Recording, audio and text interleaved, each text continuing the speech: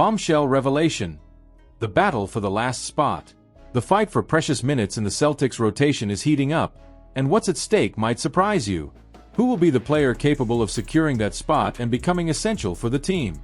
Let's analyze the candidates and assign grades based on the first 2 games of the preseason. Get ready, because this analysis will keep you on the edge of your seat.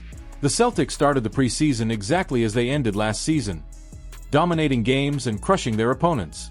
And, of course, we saw everything we needed from the starters. Jayson Tatum continues with his impeccable shooting, and Jaylen Brown remains relentless. But the big question is, who will secure the final spot in the rotation? Mazzulla's basketball machine is running at full steam, regardless of who is on the court. Jordan Walsh. Walsh showed promising signs in his second preseason game. He is accurately playing the role of the 10th man for the Celtics. Solid defense without fouling, precise positioning, and a lot of grit in defensive rebounding battles. Offensively, he is agile and efficient, making quick decisions. However, we want to see more of his three-point shots falling, as he is a capable shooter.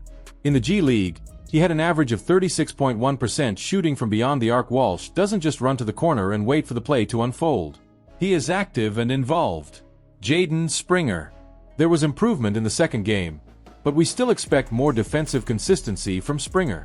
He showed flashes of what he can do, but the energy needs to be palpable at all times on the court. At 6 feet 4 inches, guards who aren't explosive athletes need to compensate with defense. Despite hitting 1 3-pointer, confidence in his shot remains low. With a career shooting percentage of 27.4%, Springer needs to show more if he wants to leave his mark. Baylor Shireman.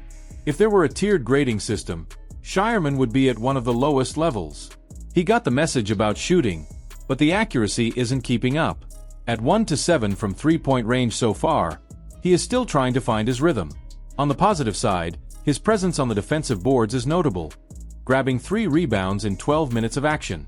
Baylor's focus on rebounding followed by aggressive transitions has been interesting, but he still lacks consistency on offense. Drew Peterson.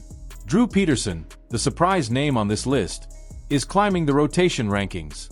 He possesses the qualities that Coach Mazzulla is looking for: shooting ability, ball handling, and passing. Although his future in the NBA remains uncertain, his performance at the G League level is promising. Whether he can transfer these skills to the NBA is still a question mark, but there is potential to be tapped. Lonnie Walker. 4.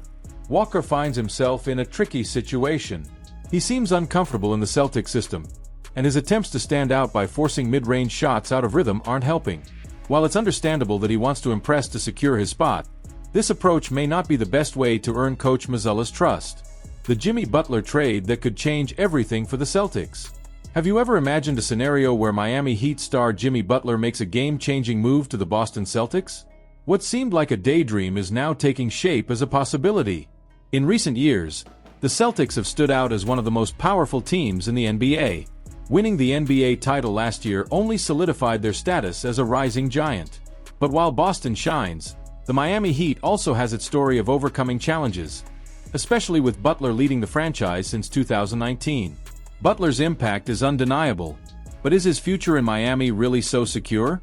Trade rumors are in the air. Speculation about Butler's future in Miami is bubbling over. Recently, renowned journalist Mark Stein brought the topic to light. Butler's situation has become a significant topic among league executives. With his impending contract extension and Pat Riley hesitating to offer the maximum, a Butler trade is not just a possibility, but a conversation that is growing every day. This season is crucial for the Heat and Butler. With the pressure for elite performance in the Eastern Conference, the winds of change may begin to blow. Would Miami risk reassessing its future if things don't improve? Now, imagine a scenario where Butler is no longer a headache for the Celtics, but instead a central piece in their scheme. What if, in a jaw-dropping twist, Boston made a bold play for Bam Adebayo? The connection between Adebayo, Jayson Tatum, and Jaylen Brown is undeniable. But would the Heat let their most prized jewel slip away? If Butler departs, Miami may be forced to consider a complete overhaul. At that point, Adebayo could become a valuable asset in a package that Boston couldn't ignore. The trio of Tatum, Brown, and Adebayo could mark a new era for the Celtics, a team that would dominate the NBA for years. And now, fans, with rumors growing and Butler's future hanging in the balance, The window for a surprising trade is indeed open. What do you think? Could this change, though unlikely, be the key to an even more powerful Boston Celtics? Would you believe in a future where Jimmy Butler shines in the green jersey? Anthony Edwards provokes Jayson Tatum. If you're a Boston Celtics fan, brace yourself to get angry because Anthony Edwards, star of the Minnesota Timberwolves, decided to speak out and provoke Boston's darling, Jayson Tatum, in a way that will leave you seeing red. In the new Netflix documentary, Starting 5, Edwards not only challenged but humiliated Tatum in a moment that's getting under the skin of the green crowd. How Edwards humiliated Tatum. It all went down during a matchup between the Celtics and Timberwolves early in the 2023-24 season. Edwards, known for speaking his mind, was sharp, especially after helping the Wolves secure a 114-109 victory. And the target? Of course, Jayson Tatum. He went straight for it without holding back. "Did you see Tatum trying to switch on me? I locked him down twice," Edwards taunted.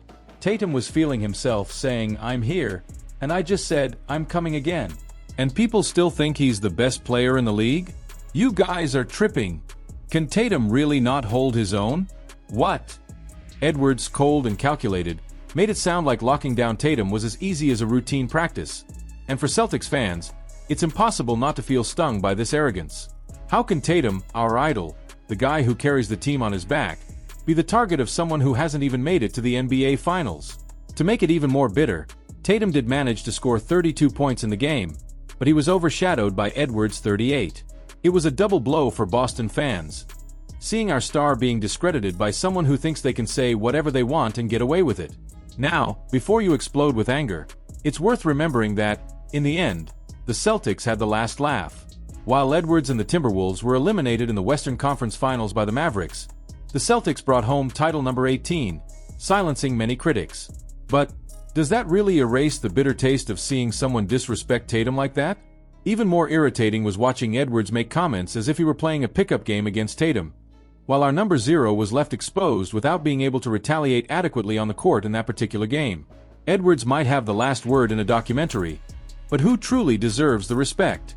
But does this humiliation still weigh on fans? The pain of seeing Tatum become the target of such a scathing comment continues to sting, especially since Edwards talked as if it were easy to lock down one of the NBA's greatest players. To make matters worse, Tatum, at the time, didn't have an immediate response on the court. Meanwhile, Tatum, always discreet, commented in the same documentary about the enormous expectations placed on the Celtics. "We had to win every game. When we lost, it felt like the world was going to end.